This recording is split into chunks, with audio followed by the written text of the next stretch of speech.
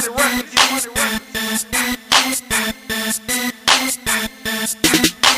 we beasts, and we hungry. We ain't starving, got plenty money. I hate to count 20s, I love to count hundreds. A nigga talking shit, then he gotta show me something. Bitch, we beasts, and we hungry. We ain't starving, got plenty money. I hate to count 20s, I love to count hundreds. A nigga talking.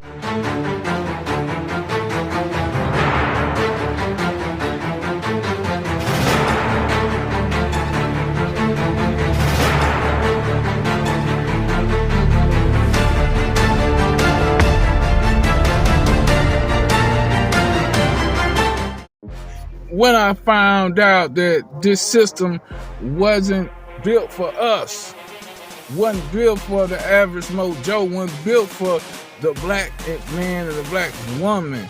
It was to keep us into slaves, keep us down, keep us, in poverty, really below poverty. When I found out, and I found out the hard way, because I was trying to get a house. I was trying to, go to the bank and get a loan and build a business and stuff like that. And every time I turned, it was denied. And then I could justify some of them times that, especially, you got to prove your income. And you got to make double or triple your income. And I done had that. And I was still denied. It ain't just that. It's more shit that proved to me that this system's not for us. So when they say, and I love Donald Trump too, I like him too, but he's trying to go back the old way. Why would people want to claim a system that basically is against you, keeping you enslaved? Why would you want that? I'm just saying, think about it.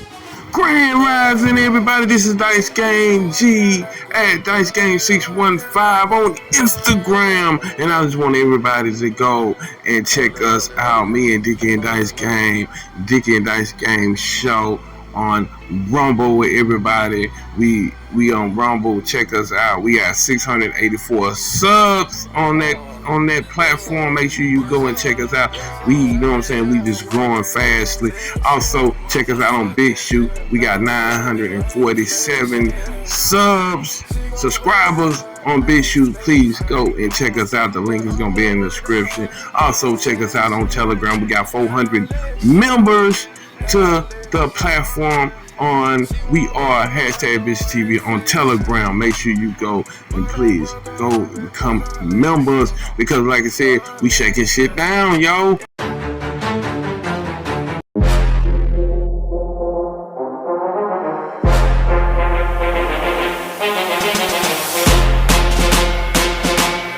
Involving the new Trump tariffs, just moments ago, Mexico's president said they have reached a deal to pause those new U.S. tariffs by a month. Let's go back to NBC's Gabe Gutierrez at the White House. Our Brian Chung's also still with us here on set. Gabe, what more can you tell us? Hi there, Anna. Well, these are very fast-moving developments, and also we just heard from the president within the past few moments on social media as well. But first to the social media posting from the Mexican president, Claudia Sheinbaum. She just said that Mexico will send 10,000 members of its National Guard to its border with the United States to prevent the flow of fentanyl into the U.S. The Mexican president also said that the U.S.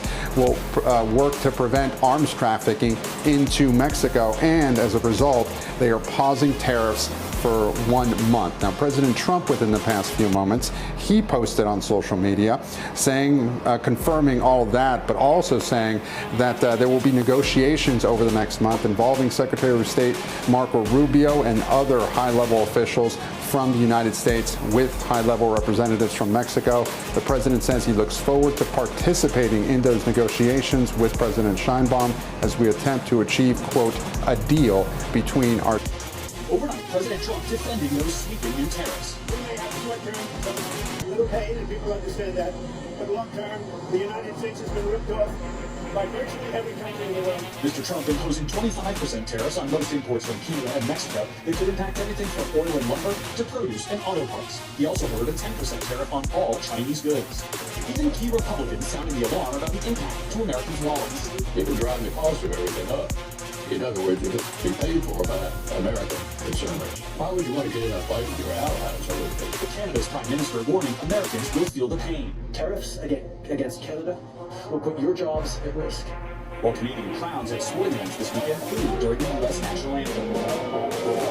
It comes as a government purge continues to Allow our banks, and you know that Canada does not allow banks to go in. If you think about it, that's pretty amazing. If we have a U.S. bank, they don't allow them to go in.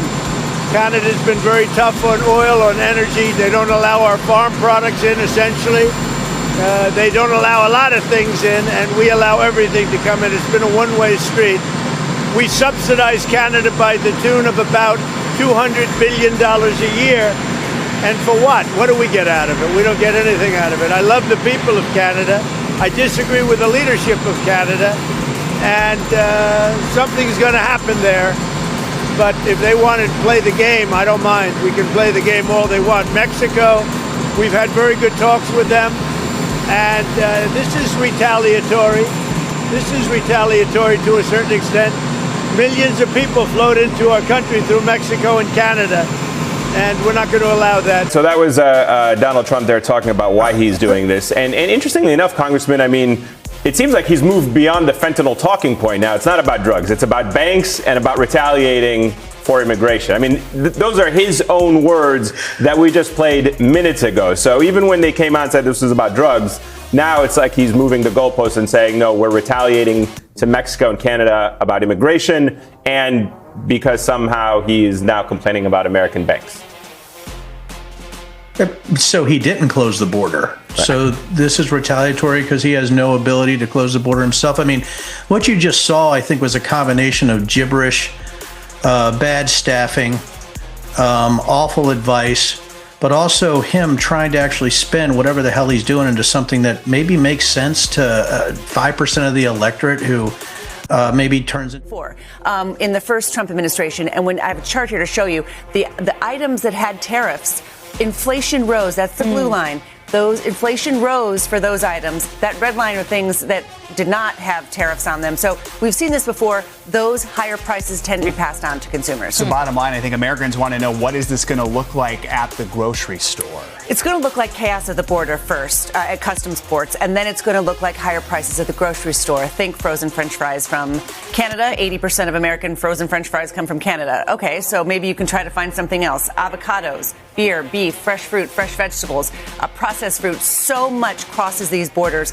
And then there's the issue of the North American automotive industry. Actually, President Trump wrote the rules for how these parts pass over these borders between the U.S., Canada, and Mexico. And now he wants to slap tariffs on the very deal that he put. So there will be legal challenges. But one estimate I saw said the price of a new car could rise $3,000. Wow. We saw in the first Trump administration, he put tariffs on imported washing machines.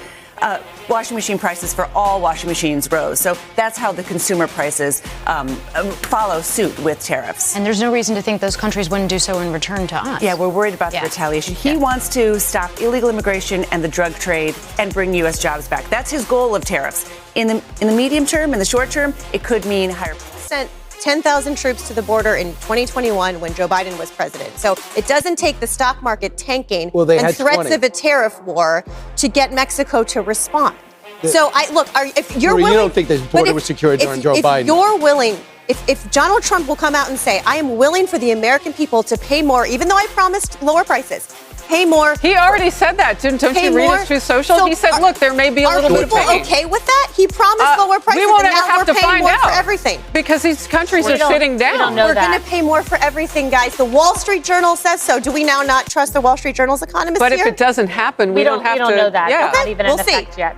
We'll see. I will And that say would be this, short term. the incentive for those countries to have businesses come here is you go from 28 to 15% of a tax if you not only do business here. That'll take you 22. You get to 15 because you're going to build and build in American jobs here. We don't know. Maybe that phone call has a lot of sweetness to it. Those companies are going to go to China. By the way, that prime minister's on his way out the door. You don't know what kind of deal he'll cut. Those companies are going to go to China, not Mexico, not Canada, and not here. Happy Monday. Nobody's going there. That's what's going to happen, guys. We'll see. Right. Are already working. Two of Canada's fastest growing food companies are now planning to move their operations to the United States. You have Midday Squares and Flourish Pancakes, and most of their customers are in the United States. Midday Squares currently has a plant in Montreal, but now they're like, what does Ohio look like? Missouri and Wisconsin. And the owner put it very simply, we need the US as a business. Maybe people aren't understanding, but there's a difference between Canadian politicians and Canadian businesses. The politicians will react one way to the tariffs, but the business people sit down and analyze logically. They're already paying stupidly high corporate taxes in Canada, and if they left and came here, they would save half of their money overnight. Plus, they'll now have free access to the biggest consumer market in the world, and they have a pro-business federal government. Why would you stay in Canada? That's the whole point of President Trump's plan. Guess what's going to happen next? Those car companies that are making their cars in Canada, they're just going to go back to Detroit and make their cars in the United States. And we're not doing this to destroy Canada. We're doing this to level the playing field. They've taken advantage of us for far too long. We've been subsidizing their national defenses and their economies, and it's finally time we put Americans first. How do tariffs work, and why is Trump using them? These are two important questions, so let's answer them. At their most basic, tariffs are import taxes, and those import taxes are paid by the American company importing the product. So here's an example. If I'm an American company and I buy my product from Canada for $100, but now there's a 25% tariff, it's going to cost me $125 to get it from Canada to America for me to sell. Now, why does this matter to you? Let's say I used to sell that product that cost me $100 to you for $125. Now, if I do the same thing, it will give me $0 in profit. So I have to raise my price on you for the business to be able to function the same way as it was before. So that is why you're going to see higher prices. So here's the big question. Why is Trump doing this? There are two primary reasons. Reason number one is leverage. Trump is trying to use these tariffs as leverage to get Mexico and Canada to negotiate with the US on issues that we don't see eye to eye on, like border policies. And I'm sure you have the question of why do these other countries care if it's American companies that are paying the import tax? It's a good question, and it's a pretty simple answer. American companies that rely on countries like Mexico and Canada to provide their products will be less inclined to use those countries as their provider now that they carry a big tariff. So theoretically, it would damage businesses in these other countries because they would lose American business. But the risk of this move, which we've already seen, is that the countries we place tariffs on us right back, and then everything costs more for everyone. And this feeds into reason number two why Trump is doing this. Reason number two is trying to incentivize companies to buy American. And it's an admirable goal that I think a lot of us can get behind in theory, but this is an idea that works much better on paper than in reality. This will pose a massive long-term cost problem because, as we know, buying American is more expensive than buying from foreign countries. And American labor is vastly more expensive than foreign labor. Also, there are a wide array of products that we don't make in America very much, like agricultural products that just don't grow very well here. And there are many industries where we just don't currently have the infrastructure to meet the demand of the market to build it all in America. Building that infrastructure for American companies is going to be very expensive, and they're also going to pass that cost on to you. So whether it's tariffs, or them using American labor instead of foreign labor, or just the cost to build infrastructure, stuff is going to be more expensive. So yes, theoretically we can build an American economy, but that economy is going to be products that are unquestionably more expensive, not just in the short term, but forever. So in a nutshell, short term, higher prices. Long term, higher prices. That's the Trump economy.